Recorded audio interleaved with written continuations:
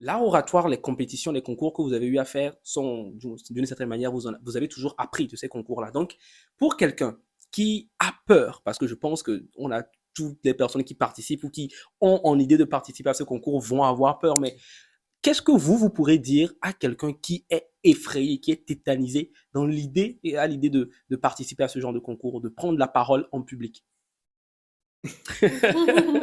Mais très clairement, aujourd'hui, je peux le dire, hein, en tant qu'enseignant d'art oratoire, ce que je peux donner comme conseil déjà, c'est de dépasser ce stress et très clairement je suis désolé, hein, de se mettre un coup de pied au derrière.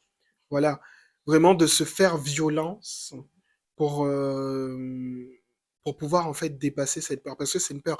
C'est vrai qu'aujourd'hui, j'ai l'habitude d'écrire en mettant principalement dans mes mails de...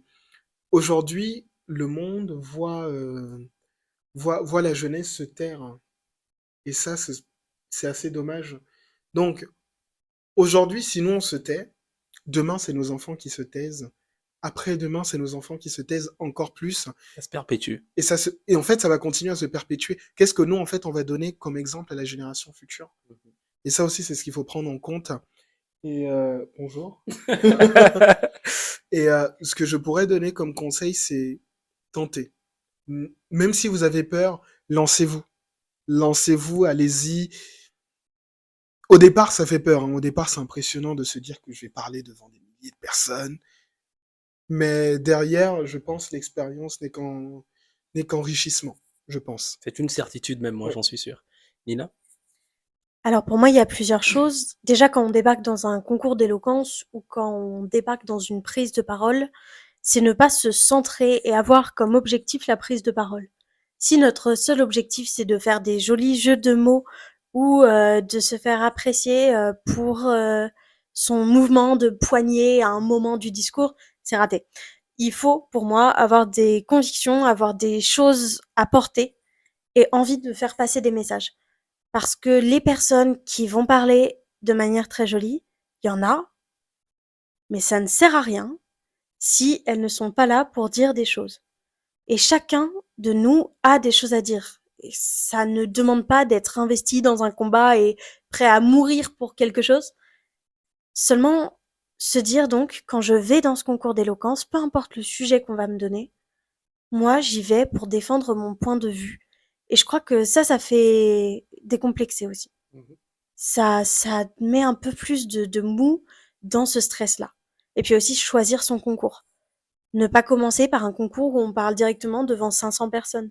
Et se dire déjà, bon ben si la prise de parole est si dure pour moi, peut-être parler devant un ami, parler devant quelques amis, essayer de prendre la parole devant ma classe, essayer de parler à ma famille et de les arrêter pour vraiment prendre un moment d'expression devant eux. Et donc, ne pas directement se lancer dans le vide parce que ça peut traumatiser, ça peut apporter quelque chose qui sera contraire à l'effet voulu. Donc, choisir ses combats, choisir à qui on s'adresse et d'abord choisir de s'adresser avec à des personnes bienveillantes. Je crois que ça, c'est très important. Et effectivement, ce que Nina dit, c'est très intéressant. Moi, je pense, nous, enfin, là, on voit deux entités supra-suprêmes qui ont fait des concours jusqu'à non plus pouvoir. Effectivement, enfin, c'est bien d'appuyer sur cet aspect que Nina vient de soulever. Nous, on en est là parce qu'on a fait beaucoup de concours. On a bien commencé quelque part Mhm. avec une, deux personnes au départ. Moi, je me souviens enfin, des fois des prises de parole foireuses, hein. Ah bah bien sûr, ah bah D'avoir des débuts où très clairement on se foire, on se mange ouais, une il en tôle. faut. Et c'est bien aussi d'avoir conscience parce que c'est comme ça qu'on apprend. Ouais. Aussi, commencer à lire. Faut lire, c'est important. C'est pas juste en décoration qu'il y a ces livres-là. C'est ça. Je pense aussi important de lire, de s'accrocher à un auteur, par exemple, de développer la pensée, pardon, de tel ou tel auteur. Je vois que Nina n'est pas d'accord. Nina n'est pas forcément Ouais, d'accord. parce qu'en gros, parce que pour Nina, pour toi, il faut avoir sa pensée, sa conviction, sa force de conviction, c'est ça? Non, c'est pas seulement ça, c'est que tout le monde n'a pas la même facilité à lire des livres Mhm, et tout le monde n'a pas la même facilité à s'accrocher à des auteurs. Je mhm. sais que moi, je galère en lisant n'importe quel livre de philo. je galère et je vais devoir y passer 3-4 mois. Ok. Et je crois que la parole devrait être à portée de chacun et que donc il n'y a pas de nécessité De de, lire, de, de forcément. lire tel ou tel Je, auteur. je pense que quand il parle de lire, c'est surtout se ressourcer, se cultiver, intégrer certains éléments de connaissance. Donc pour toi, par exemple, Nina, c'est vrai que la lecture, ce n'est pas, surtout aujourd'hui, ce n'est pas le seul moyen de s'abreuver de connaissances, mais pour toi, quels éléments, par exemple, te permettent de te ressourcer? Parce que quand tu vas pour prendre la parole, tu ne parles pas juste en l'air. Même si tu y vas avec une certaine force de conviction, il y a quand même certains éléments que tu utilises de l'histoire, des éléments de culture générale, etc. Donc, comment est-ce que toi, tu te ressources si ce n'est pas forcément par des livres? Ben, déjà, à chaque fois qu'on me donne un sujet, ce que je fais, c'est que je me renseigne à fond sur le sujet. Mais ça va peu passer par la lecture de livres, ça va passer par la lecture d'articles, d'éléments d'actualité, d'éléments historiques ou Google, ChatGPT? voilà. Non, alors pas de ChatGPT, jamais, jamais, jamais, ne faites pas ça. Mais par contre, oui, c'est aller voir Ah bah, pourquoi certains. ne faites pas ça? C'est un outil, ChatGPT. C'est Après, un outil, en fait, mais aujourd'hui, ChatGPT, c'est un peu comme, je pense, comme le Google, quand a été lancé. Je pense, derrière ChatGPT, je pense, il y a aussi, enfin, il y a pas de travail. Enfin, c'est pas toi qui travaille, c'est quelque chose qui travaille pour toi. C'est quelque chose d'informatique, en fait, qu'il fait à ta place. Bien sûr, faut pas se mentir avec, en plus, la nouvelle version de ChatGPT qui vient de sortir il y a moins de 3 semaines. Oui, je Mhm. suis au courant. Euh, Oh, monsieur n'utilise pas du tout. Non, non. je pense, peut faire du travail extrêmement intéressant, mais derrière, où est ta fierté, où est ton mérite d'avoir dit, enfin, de venir déclamer ou de donner quelque chose derrière, de produire quelque chose, en fait, qui ne vient pas de toi. Derrière, qu'est-ce que tu te dis si, par exemple, tu as un 19 ou alors si tu gagnes un concours, mais en fait, c'est pas toi qui as produit la chose. Mhm. Alors là, moi, je ne sais pas si ChatGPT fait. Alors, c'est sûr qu'ils font comment ça s'appelle si on demande au logiciel, à l'intelligence artificielle de produire un discours, c'est sûr qu'ils le feront, n'est-ce pas? Ok, donc jusque là, c'est bon. Donc après, moi, je pense que aller quand même à la recherche d'informations. De toute façon, ça, on le fait déjà soit sur Google ou sur d'autres types. Ouais, sur Google en général, on va rester sur ça. Mais je pense que c'est là aussi que va se démarquer le véritable orateur. Parce que l'intelligence artificielle, en tout cas, moi, à mon avis, ne pourra jamais copier la manière dont une personne peut transmettre une émotion.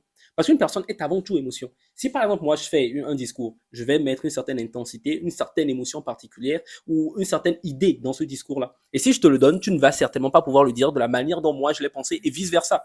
Donc, je pense que les éléments qu'on pourra trouver sur ChatGPT,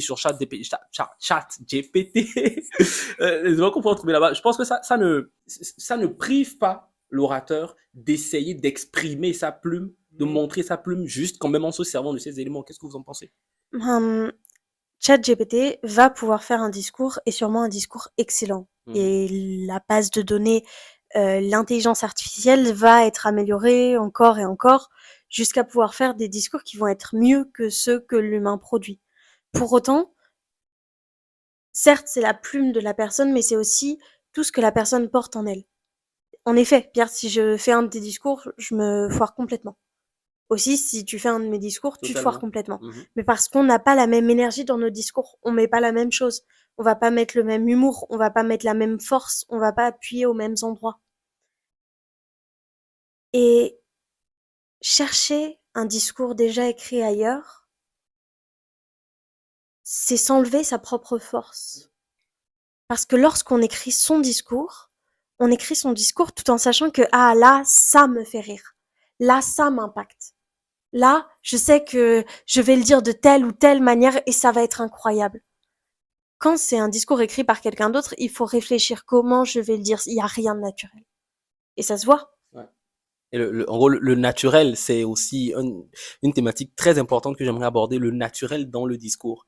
Je pense que parfois, quand on commence l'art oratoire, quand on commence les compétitions, on voit beaucoup de vidéos. Moi, le premier, moi, quand j'ai commencé, mais j'ai écumé YouTube. Il n'y avait pas une vidéo, en toute franchise, il n'y avait pas une vidéo d'art oratoire que je n'avais pas encore suivie.